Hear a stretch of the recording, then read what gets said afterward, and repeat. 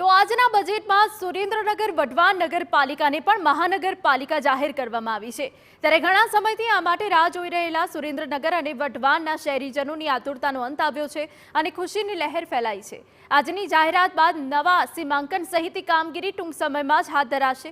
ત્યારે 12 થી વધુ ગામડાઓને નવા સીમાંકનમાં આવરી લેવામાં આવે તેવી શક્યતા છે અને તેને પગલે ગામડાઓનો પણ વિકાસ થશે।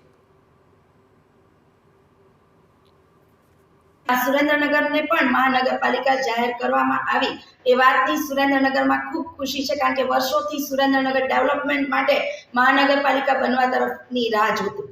खास करीने केवा विकासना कामो थशे जे सुरेन्द्रनगरनी अंदर नथी थया? सुरेन्द्रनगरनी आजुबाजु आवेला 10 गामडा लगभग आमां समाववामां आवशे। 10 થી 12 गामडा आवता विस्तार वधशे, साथे साथे कमिश्नर श्री आवशे अने खूब ग्रांट पण आवशे, એટલે આપણે ન ધારેલા અનેક વિકાસના કામો થઈ શકશે।